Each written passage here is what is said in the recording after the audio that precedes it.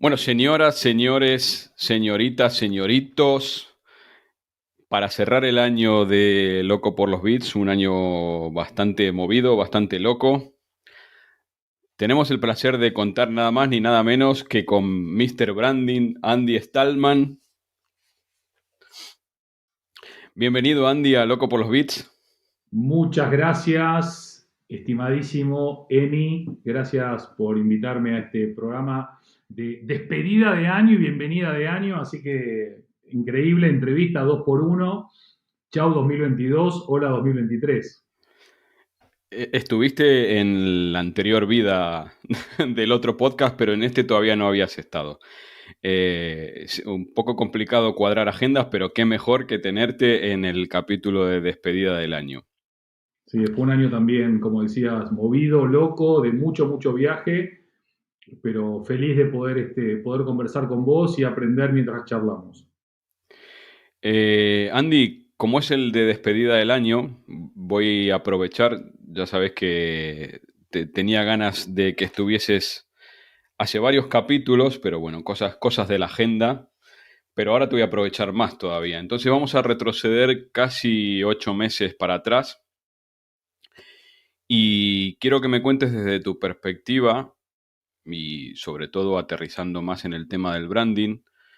¿Qué es lo que ha significado y lamentablemente todavía significa la guerra en Ucrania para el mundo de las marcas? Para no hacerlo tan general, te bajo dos puntos que tengo anotados y que me parece interesante que nos des tu opinión. Y el primero es, ¿qué pasó con las marcas que independientemente del resultado y del devenir de la guerra, decidieron desde el primer día irse de Rusia? ¿Vale?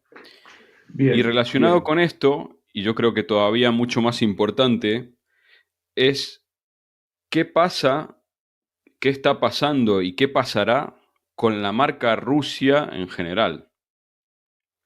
¿Cómo Bien. hacemos para desprendernos de estigmatizar de manera fácil, sobre todo, y te lo bajo muy a lo personal, tanto vos como yo tenemos antecedentes muy directos Ujú, que o son de la Federación Rusa anterior o son de la Unión Soviética. ujú. Entonces, lo vemos como un poco más cercano, ¿no? ¿Qué es lo que significa para la marca Rusia, para los ciudadanos de Rusia, todo este acontecimiento? Uf. ¿Qué Y tenemos nada pregunta más que 45 minutos. para romper el hielo? ¿Qué pregunta, eh? Sí, no, me tengo que servir un vodka para empezar a responder. Bueno, como bien decís, a mí hay un matiz que me gusta, o por lo menos que intento utilizar, que para mí no me gusta hablar de la guerra, sino que me gusta hablar de la invasión. Sí. Porque acá Rusia vuelve a invadir Ucrania, como ya lo hizo otra vez en este mismo siglo. Ujú. Eh, Indudablemente, para poder hablar de un conflicto hay que entender bien el conflicto y yo creo que el conflicto es difícil de entender para los occidentales. Vos bien apuntabas que acá hay mucha historia de por medio. De hecho, Rusia nace casi 5 siglos después de que existe Ucrania, con lo cual eh, hay mucha complejidad, hay mucha dificultad en entender bien el origen del conflicto y la realidad del conflicto. Pero Ujú. yendo al branding específicamente, indudablemente hay estos dos niveles que vos marcabas, el nivel marca país y el nivel empresas. A mí me gustaría agregar, si vos me permitís, un tercer nivel que es el liderazgo. Vamos a hablar de marca profesional, tanto de Putin como de Zelensky, ¿no? Que son dos figuras que Genial. están muy expuestas a lo largo de esta invasión. Entonces, voy a intentar ser muy cortito en cada una de las tres. Eh, eh, Creo que en algunos lugares del mundo, porque no podemos generalizar, porque no es lo mismo la percepción de Rusia en un Bielorrusia, en un Venezuela, en un Irán o en un Corea del Norte, que la percepción de Rusia en un Dinamarca, en un Estados Unidos o en una España. Con lo cual, claramente cuando una marca toma una posición, va a tener seguramente muchas personas a favor y muchas personas en contra. Pero si tengo que ir a una generalidad global, la marca Rusia sale muy dañada, pero no solamente sale dañada en términos de el abuso de mujeres, el abuso de niños, los crímenes de guerra, el ataque indiscriminado a la población civil, el querer invadir y controlar un Estado soberano y todo lo que ya la gente ha leído en los periódicos, etcétera, etcétera, etcétera, sino la marca Rusia también en lo que se ha leído y oído de la inoperancia estratégica y táctica del propio ejército, que creo que es el segundo más Mm. grande del mundo, si no me equivoco, y como un país que es 20 veces más pequeño, con un ejército, con unos recursos infinitamente menores, no solamente se están defendiendo, no solamente impidieron el avance a Kiev, que iba a ser un paseíto militar, sino que ahora están reconquistando miles de kilómetros cuadrados de territorio. Creo que la marca Rusia sale dañada, sale perjudicada. Me hace acordar a Eh, lo que siempre decís vos de las expectativas de cumplir una promesa, ¿no? O sea, uno decía, yo no, ni se me ocurre atacar a Rusia porque tiene un ejército impresionante yeah. y resulta que esa expectativa de promesa no se está cumpliendo. Tal es así que, digamos, la carta que está sobre la mesa es el botón nuclear, ¿no? La amenaza nuclear, Mm. dado que he demostrado que no puedo con mi ejército, que me han destruido, no sé si son 80.000 tanques y no sé cuántas bajas, que la mayoría pobre gente, el ejército ruso, ahora que hizo esta movilización, bueno, ahora hace unas semanas, de convocar 200.000 personas más, al final el propio ejército ruso lo que está haciendo es ir a buscar a zonas donde hay minorías étnicas para que no mueran los rusos puros, ¿no? Entonces Rusia acusa a Ucrania de ser un Estado nazi y vaya casualidad, el Estado nazi tiene a un judío de presidente, con lo cual Rusia es una maquinaria de propaganda y de engaño y, bueno, evidentemente no solo no ha cumplido con las expectativas, sino que encima ha estado muy por debajo de ellas. Por el lado de la marca Ucrania, yo creo que hay muchas lecciones, insisto, no estoy haciendo foco en el conflicto per se porque no tengo la posibilidad de desatarlo y de comprenderlo como los grandes expertos que seguramente sí lo puedan hacer, pero sí yendo a este tema del branding, ¿no? O de la comunicación y del impacto que cada marca está haciendo. Yo creo que Ucrania y creo que esto se va a estudiar en las escuelas de negocio y de marketing y de todo. La maquinaria comunicacional ucraniana ha sido extraordinaria.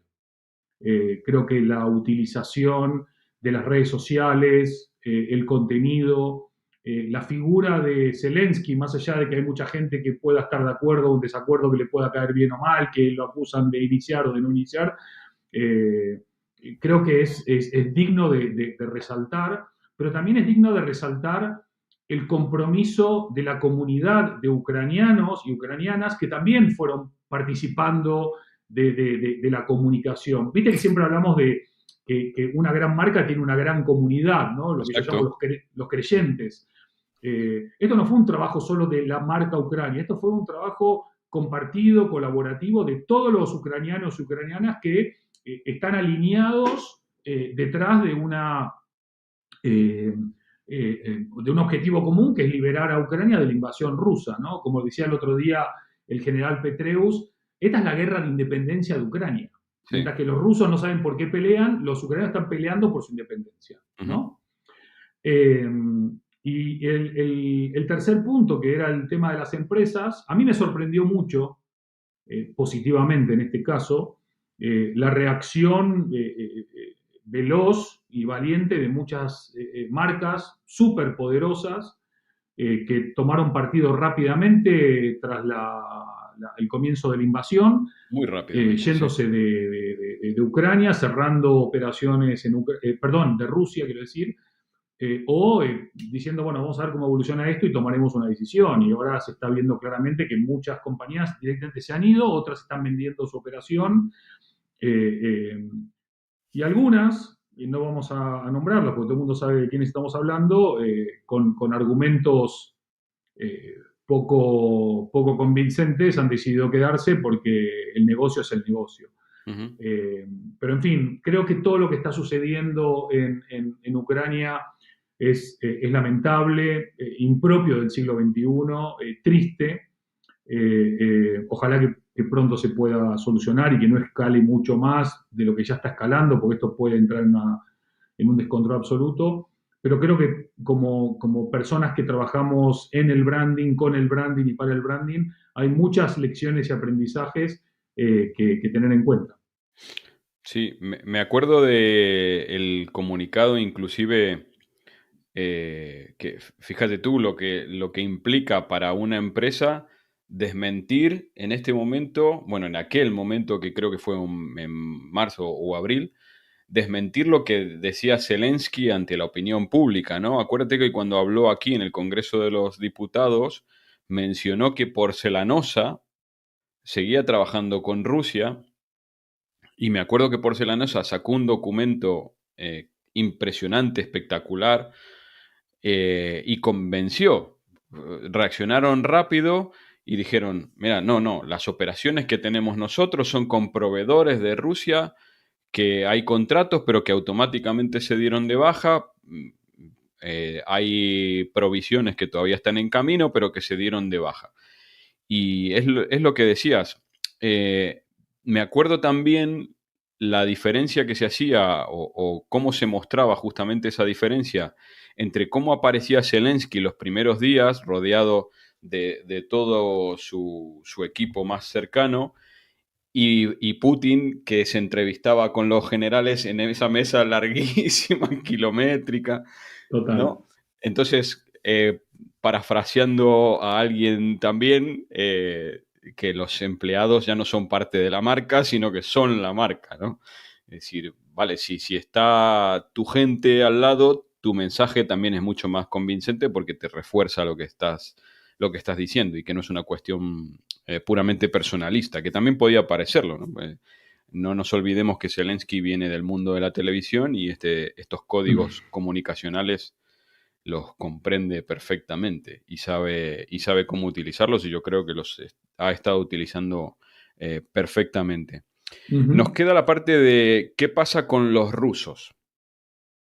O sea, cómo hacemos para separar lo que es el mensaje que traslada un líder de la gente.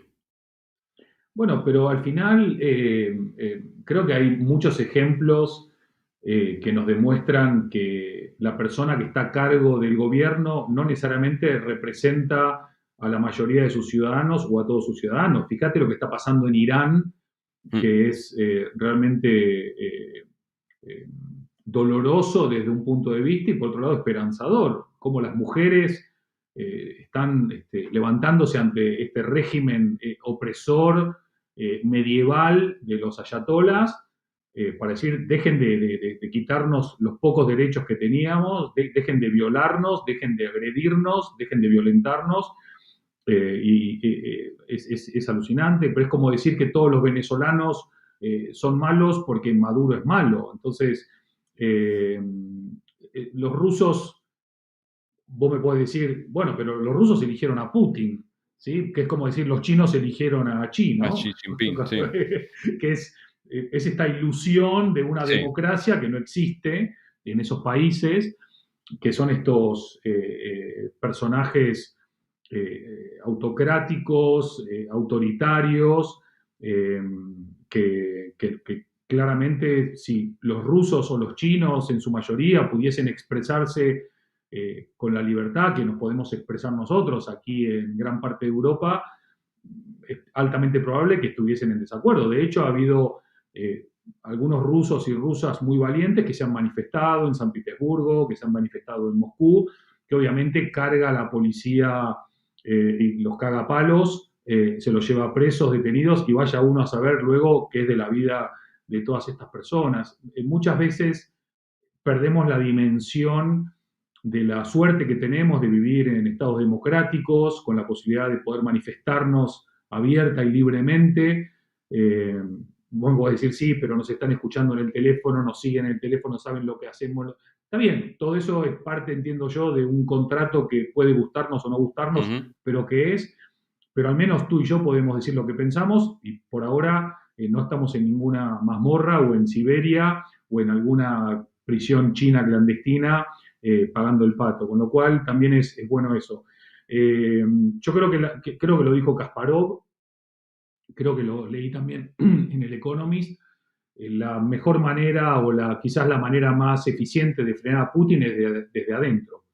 Eh, Hoy por hoy, lamentablemente, no hay ningún síntoma de que eso pueda suceder y ojalá que en algún momento, ya no hablo de sentido común o de entrar en razón, sino de que la economía esté tan estrangulada que haya que llegar a un acuerdo. Ojalá que podamos verlo y no que estemos hablando en breve dentro de un búnker porque están volando bombas atómicas a 3.000 kilómetros de acá.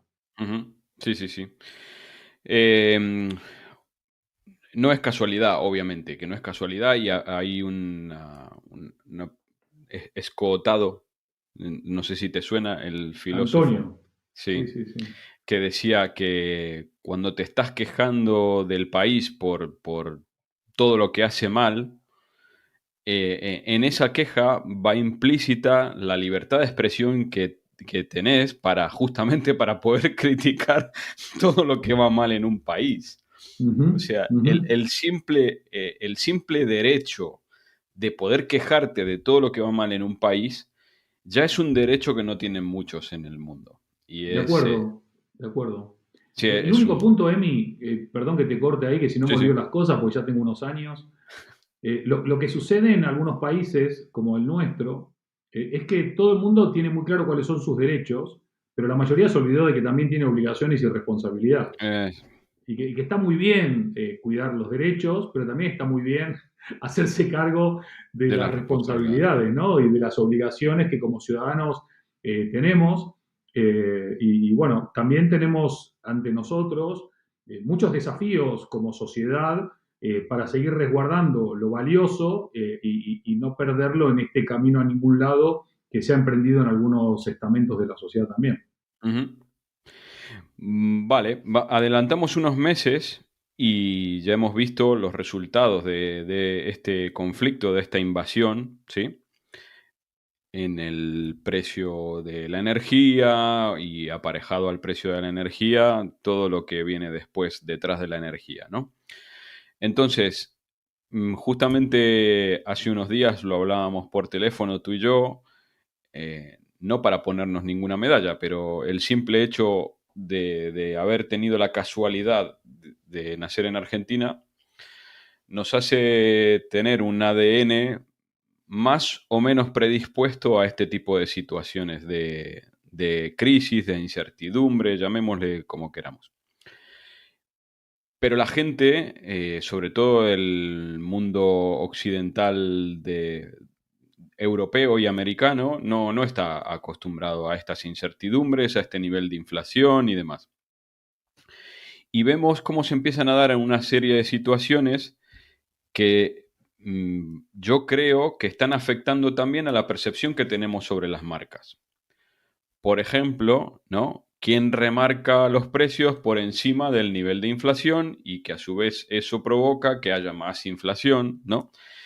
Y cómo se traduce eso en el comportamiento de los consumidores. Eh, por no centralizarlo solamente en Mercadona, porque ha habido otros, de hecho hay un indicador que dice quiénes fueron las cadenas de supermercados que más han incrementado los precios o incluso por encima del nivel del IPC. Pero digo, Mercadona, hasta antes de este conflicto, tenía una marca excelente de manejar muy bien lo que es la expectativa en relación al coste-beneficio, ¿no? A lo que te cuestan los productos y a la calidad que te ofrece. Y resulta que ahora eso se está rompiendo.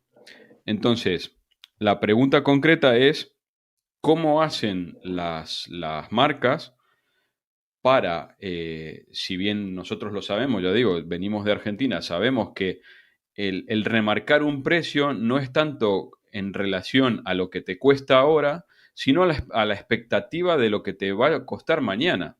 O sea, Hmm. una empresa no remarca el precio por lo que acaba de cobrar su proveedor para la Ujú, materia prima, ujú. sino que tiene que tener una expectativa de cuánto le va a costar cuando lo tenga que reponer. Eso es algo, es lo que yo trato de explicarle a la gente de España y no lo entiende, ¿no? Es decir, la persona yo creo, el 99% de empresarios no eleva el precio porque quiere, sino porque tiene que hacer una proyección de cuánto va a necesitar para reponer exactamente la misma cantidad de material que tiene hoy. Y por eso aumenta el precio. Entonces, cómo hacen las marcas, sobre todo estos lugares que decimos que no están acostumbradas, para gestionar esta expectativa y esta pérdida, digámoslo así, de reputación en base a lo que está pasando con la inflación? Bien, bien, bien, bien, bien. Todos preguntas fáciles hoy. Estamos... es una Yo ya cosa te de dije que me loco. las estoy guardando desde hace un montón de meses, entonces... Primero, un pequeño matiz sobre la intro de la pregunta. Yo creo que los abuelos europeos sí son, los que quedan, son conocedores de las crisis, de las guerras, de las inflaciones y sí han lidiado con eso.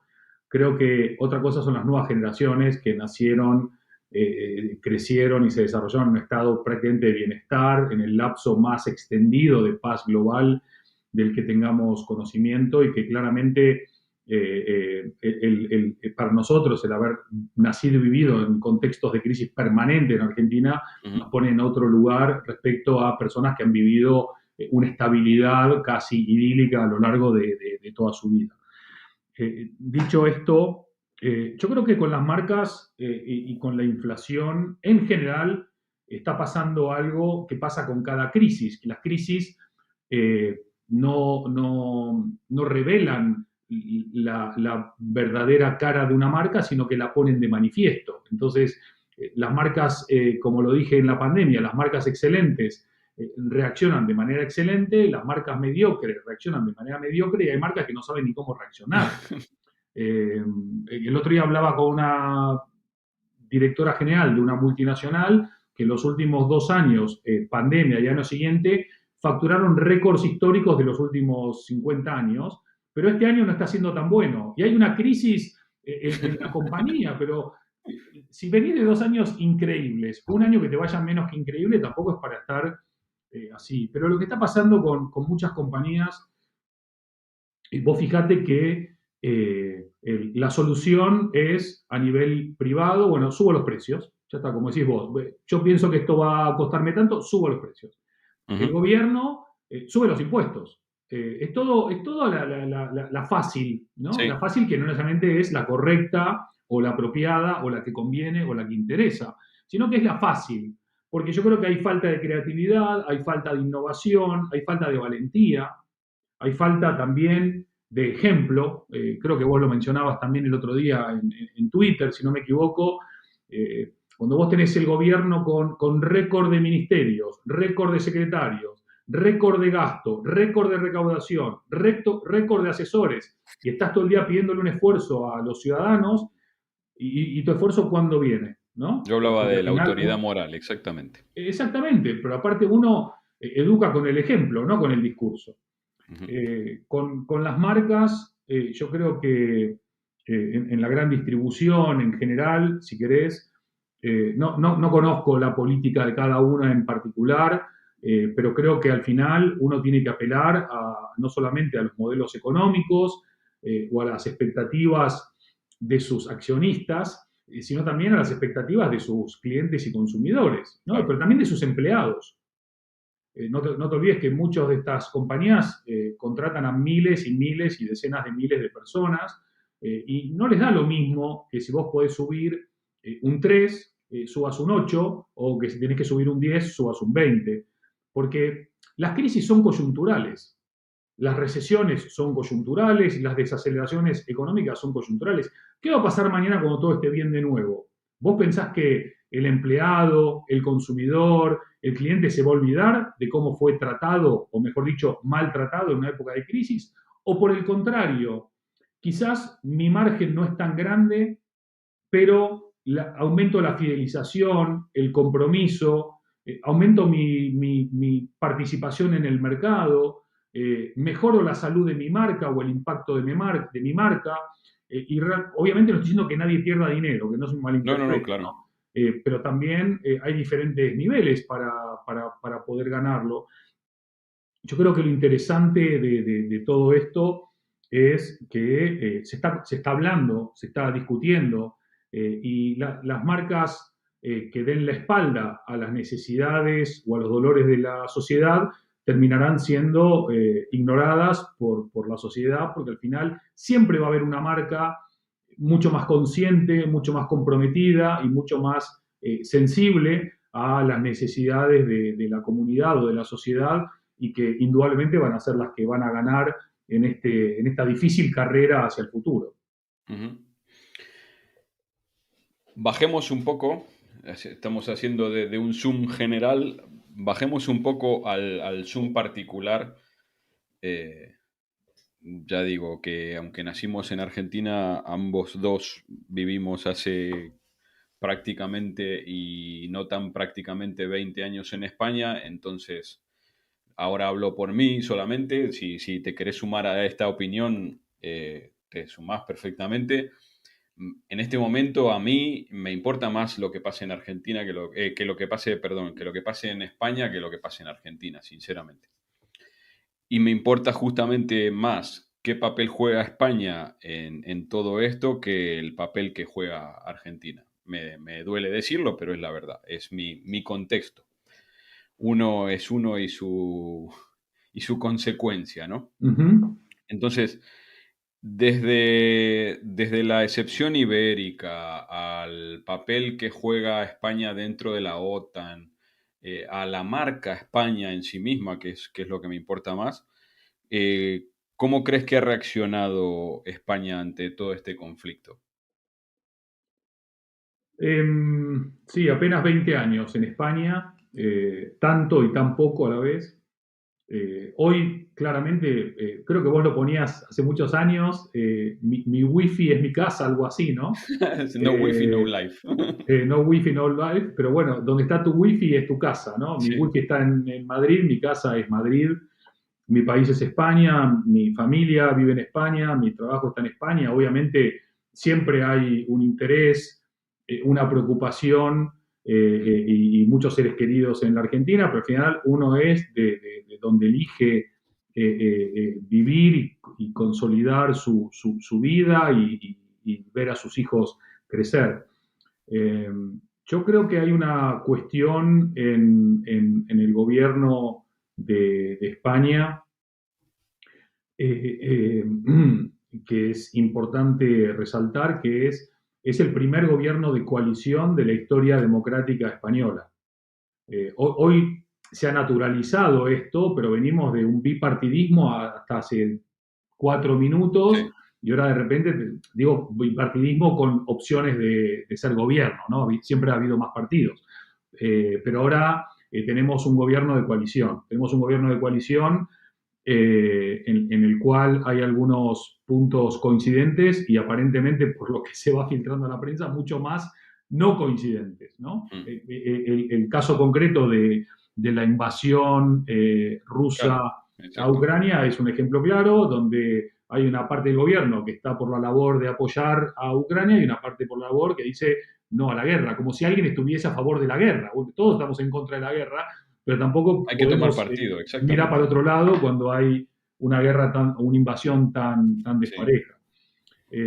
Yo creo que al final lo que pasa con algunos gobiernos eh, es que el jefe del Ejecutivo según cómo maniobre, más valorado fuera que dentro del país, ¿sí? Porque uno va fuera y está en estos foros y está en estos lugares y de alguna manera se puede vender de otra manera o puede proyectar una imagen de otra manera.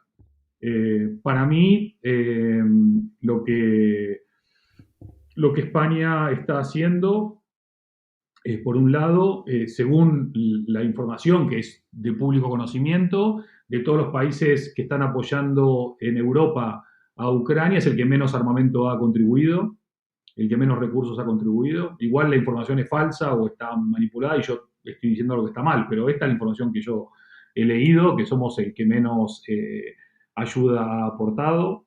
El tener, el ser sede de un encuentro de la OTAN, creo que siempre suma valor para el país.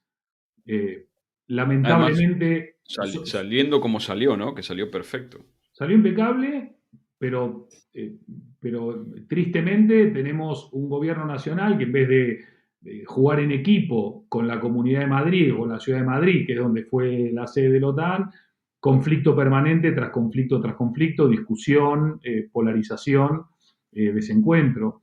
Eh, yo creo que también hay que darle una cuota de crédito a un gobierno que ha tenido que lidiar con una pandemia, con esta crisis energética e inflacionaria, que obviamente no es sencillo y no es fácil, pero como vos bien apuntás, la palabra expectativa y la palabra percepción creo que no ha estado alineada con las formas que nosotros hemos visto y con las formas que hemos sufrido. Y una de las cosas claras, por ejemplo, que están sucediendo ahora es este cambio, por ejemplo, de régimen para los autónomos, Mm. donde si vos le preguntás hoy a cualquier autónomo cuánto tiene que pagar, no lo sabe, porque tenés que hacer una declaración que no se sabe si es de ingreso, menos gasto, de ingreso, más no sé qué. Es todo complejo, y hoy por hoy, en esta época de crisis, de pospandemia, de inflación, de recesión o casi recesión, ¿qué está pidiendo el pequeño empresario, el autónomo? No sé, las personas que generan. Certidumbres. ¿Eh? Certidumbre. Nada Certidumbre o más. por lo menos que no te pongan más presión, Exactamente. ¿no? Entonces, eh, todo lo que la historia nos ha enseñado los últimos 100 años es que cuando bajan los impuestos aumenta la recaudación. Mm. Entonces, no sé, o alguien no está leyendo la historia o a alguien no le interesa hacer lo que la historia nos ha enseñado. La curva, la famosa curva de Laffer. Mm. Em, Pasemos a cosas más mundanas. Y aquí te pido casi un esfuerzo de futurología. Ujú. ¿Cómo crees que están afrontando las marcas el avance casi terrorífico de la inteligencia artificial? Sí, y cuando me refiero a inteligencia artificial, me refiero ya no a disrupciones como fue Airbnb para el mundo hotelero o Uber para los taxistas, sino que estamos hablando, por ejemplo, de robots autónomos que en 3 días se van a cargar a Uber Eats, a DHL o a quien sea, o a Seur o al que sea que haga repartos de última milla. Eh, Sí, primero eso, ¿qué crees que pueden llegar a ser las empresas con el auge de la inteligencia artificial? ¿Y cuál crees que puede llegar a ser el futuro para aprovechar todos estos avances, Ujú. primero en beneficio del Bien, usuario, que es el que más importa, bien. y después cómo pueden hacer las empresas para sacarle partido? Bueno, yo creo que hay que mencionar una serie de cuestiones sobre esta pregunta que es muy difícil de responder. Lo primero, creo que hay que decir que no hay una inteligencia artificial. Va a haber muchas inteligencias artificiales y no es lo mismo una inteligencia artificial creada en Estados Unidos que creada en Irán, en Saudi Arabia o en Rusia. Y dentro de cada uno de esos países no es lo mismo una inteligencia artificial creada por Tesla que por el Partido Demócrata, por poner ejemplos quizá Mm. exagerando con fines didácticos o no tanto. Lo segundo, creo es importante hablar de que los robots todavía están en una etapa muy, muy, muy, muy básica de cumplimiento de esas actividades que vos decías, ¿no? A pesar de que Tesla presentó, ¿no?, su nuevo asistente personal robotizado Sí. tan lindo, los robots todavía, evidentemente, cumplen un rol muy importante en fábricas, en ámbitos de automatización, pero ese robot humanoide que vislumbramos todavía está en una etapa muy, muy temprana para que lo podamos ver.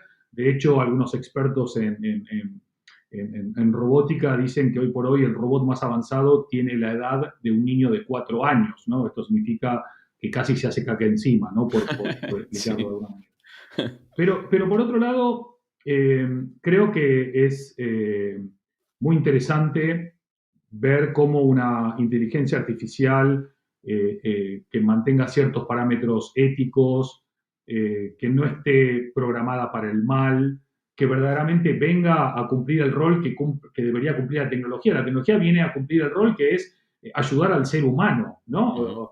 Igual que un robot nos ayuda a cargar cosas pesadas para que el ser humano no lo haga, la inteligencia artificial tiene que ayudarnos a filtrar millones de currículums para ver cuáles son los candidatos ideales.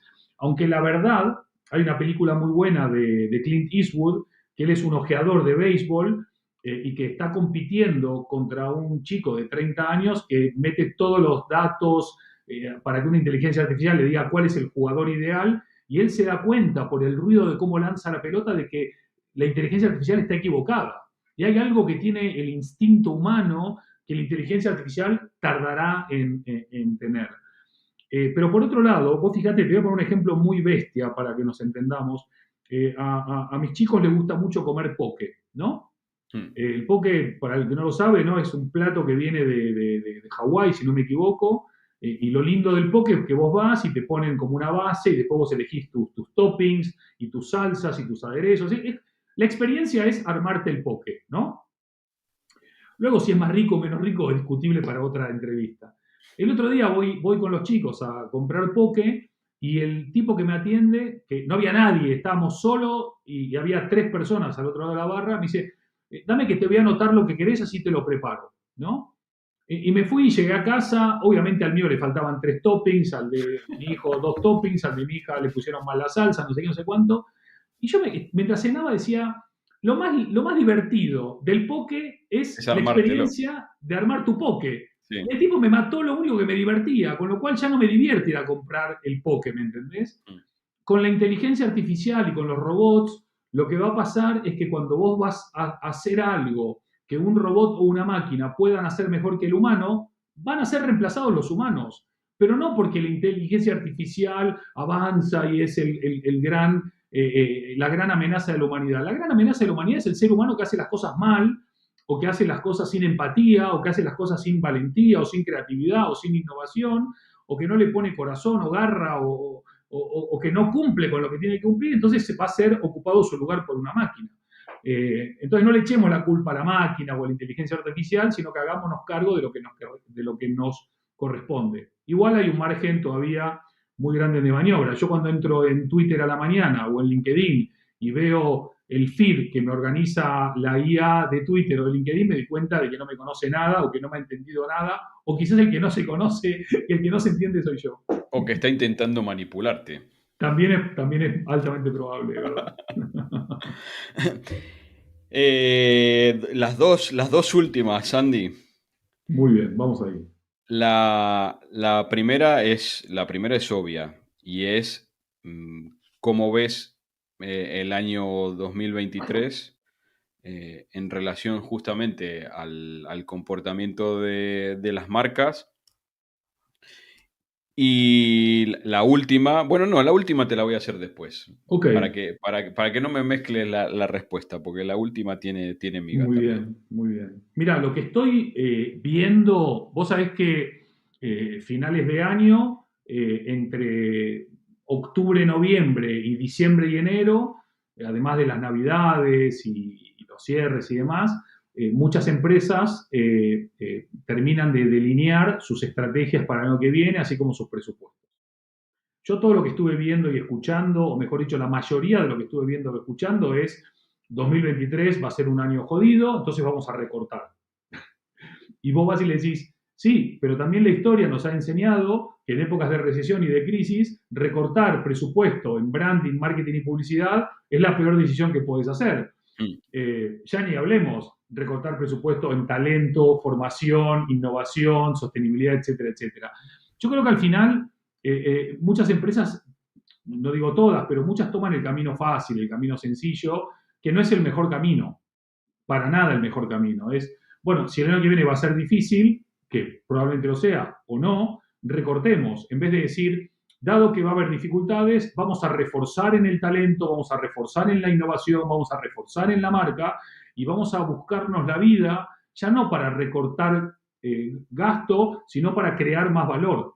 ¿Sí? Porque siempre la mirada está en cómo ahorro, pero no en cómo genero más, que es lo más difícil, porque ahorrar es fácil. Echo a un tercio de la plantilla, cierro algunas oficinas, bueno, etcétera, etcétera, etcétera, ¿no? Que es lo que hemos visto desde el comienzo del siglo XXI ahora, que pasó con Lehman, que pasó con la pandemia, etcétera, etcétera, ¿no? Mi mirada particular sobre el 2023, que todo puede cambiar si cae la bomba atómica, indudablemente, porque eso es definitivamente un game changer absoluto, y que todo puede cambiar también si se acaba el conflicto o no. Entonces, hay una mirada geopolítica que lo que acabamos de ver hace algunas semanas del Partido Comunista Chino, que dice, bueno, vamos a cambiar nuestra política con Taiwán y no descartamos una invasión. Igual cuando sale este podcast ya invadieron Taiwán, no lo sabemos tampoco. Eh, eh, pero son condicionantes muy grandes, ¿no? Lo que pase en Taiwán, lo que pase en Ucrania, etcétera, etcétera. De todas maneras, creo que lo que hemos aprendido en la pandemia, lo que hemos aprendido a lo largo del conflicto entre Rusia y Ucrania, es que no da lo mismo mojarse que no mojarse, no da lo mismo tomar partido que no tomar partido, no da lo mismo ser una marca sostenible que vender greenwashing, no da lo mismo cuidar genuinamente a tu comunidad o a tu cliente interno y a tu cliente externo.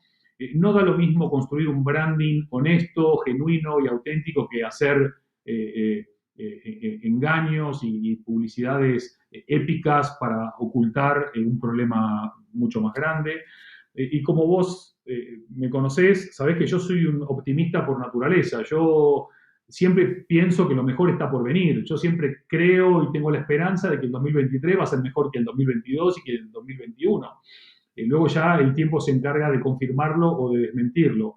Pero en términos de marca sigo siendo un gran positivista de que está habiendo cambios profundos, todavía más lentos de lo que a mí me gustaría, pero que van a derivar indudablemente en una mejora ostensible en el desarrollo y en el crecimiento de las marcas, de las personas y por lo tanto de la sociedad y el mundo.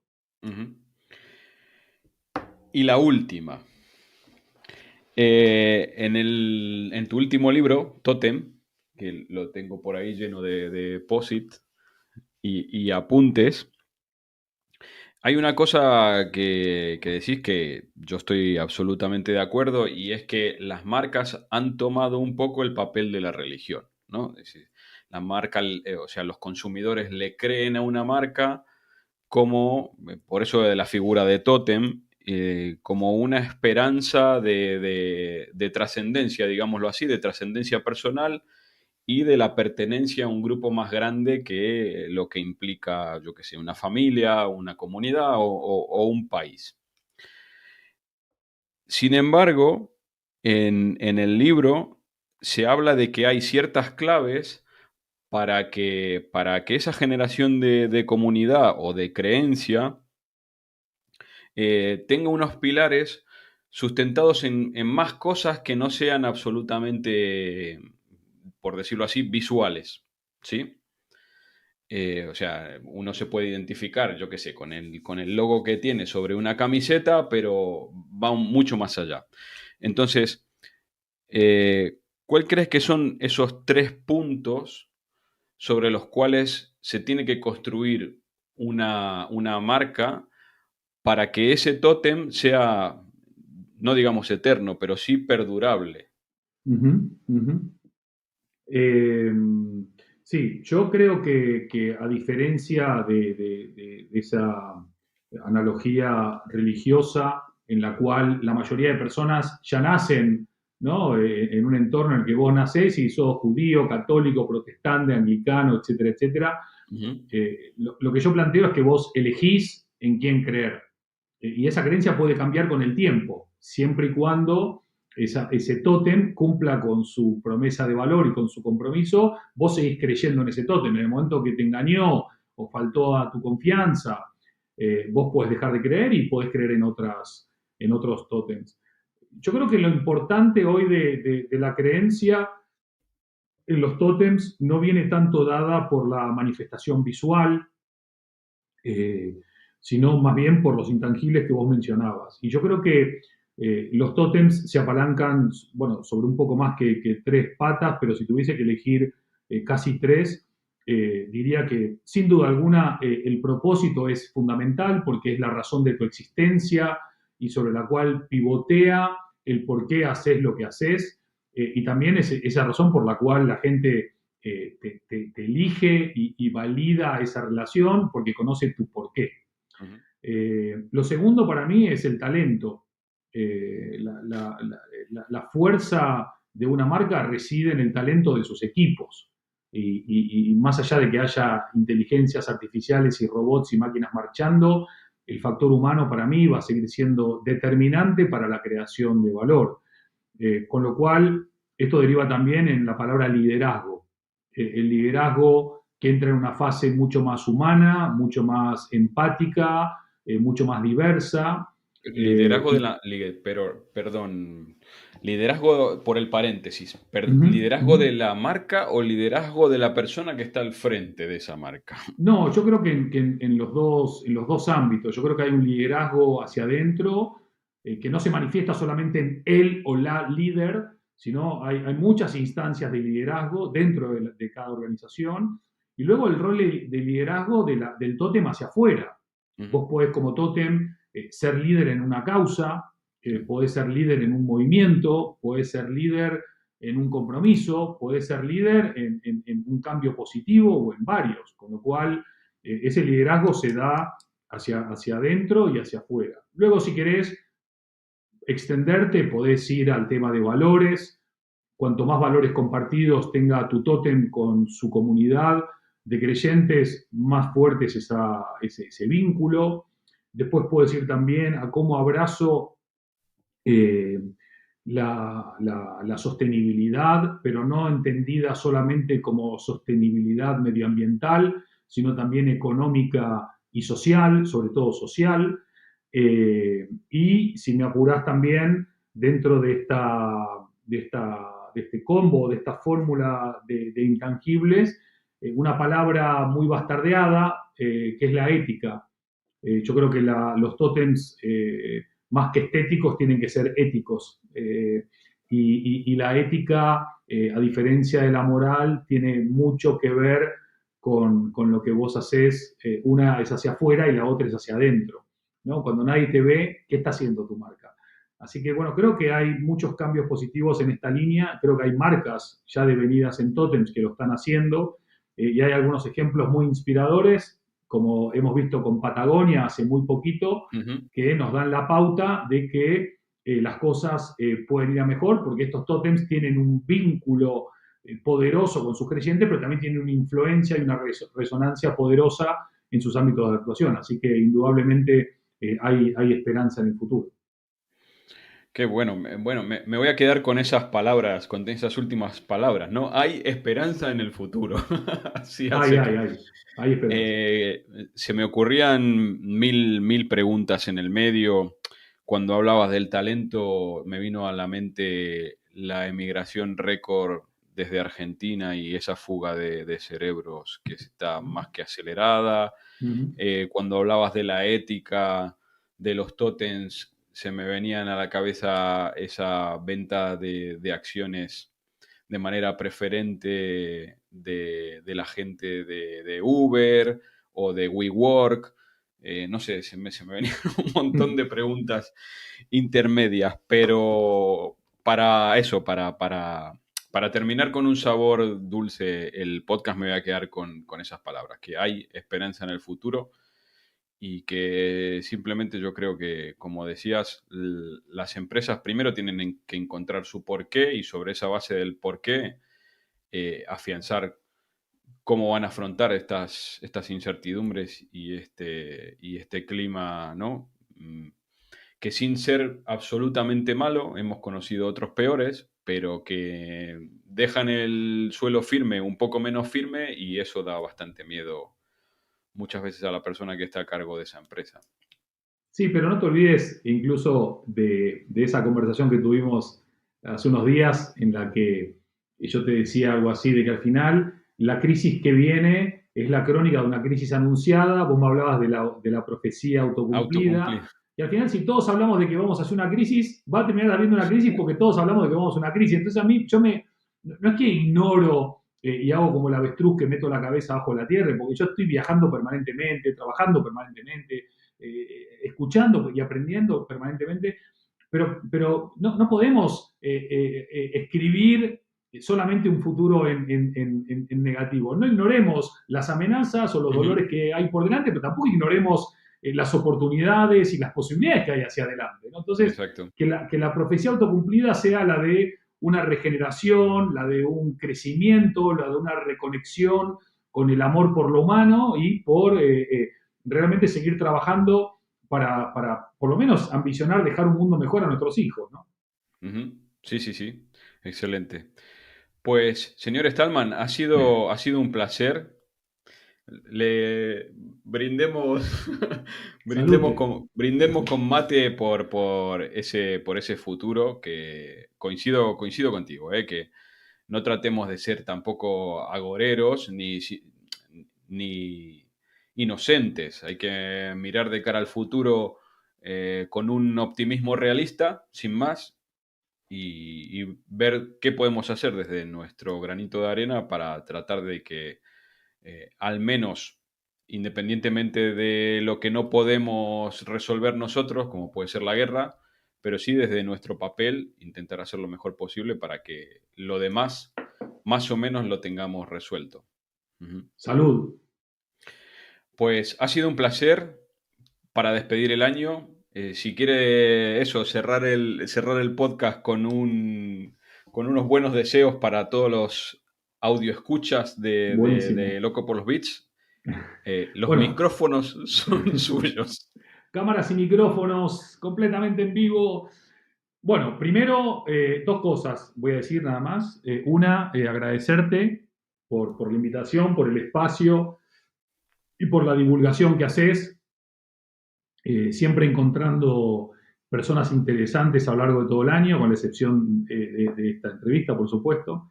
Eh, y lo segundo, eh, para mí, una de las cosas que nos hemos olvidado y que tenemos que recuperar es que tenemos que volver a abrazarnos. Hay una gran manifestación de brechas, de grietas, de polarizaciones, de Ujú. oposiciones. El ser humano necesita volver a colaborar, a co-crear, a cooperar, a reencontrarse, a dejar de ver tanto lo que nos separa y ver más lo que nos une. Para mí la metáfora del abrazo es la gran metáfora de lo que estamos dejando de hacer, que es barato, no necesita baterías, no necesita recarga, no tiene inflación y que aparte está al alcance de casi todos. Entonces, mi deseo para el 2023 es que regresemos al abrazo, que nos abracemos más, que seamos mucho más tolerantes con el prójimo y que cuando veamos o sintamos de que esta pandemia silenciosa que es la soledad, o cuando tengamos a alguien cerca que está padeciendo algún tipo de enfermedad, no necesariamente física, podamos abrazarlos. A veces la gente todo lo que necesita es un te quiero, un te banco, un estoy acá, así que ojalá que podamos dar y recibir más abrazos y eso hará que la salud emocional, mental y colectiva mejore mucho. Qué bueno. Te voy a decir una cosa que creo que no te dije nunca, y eso que hemos hablado unas cuantas veces tú y yo, y hablamos casi todas las semanas. Hay una cosa que me decía mi abuelo, hasta me voy a emocionar y todo.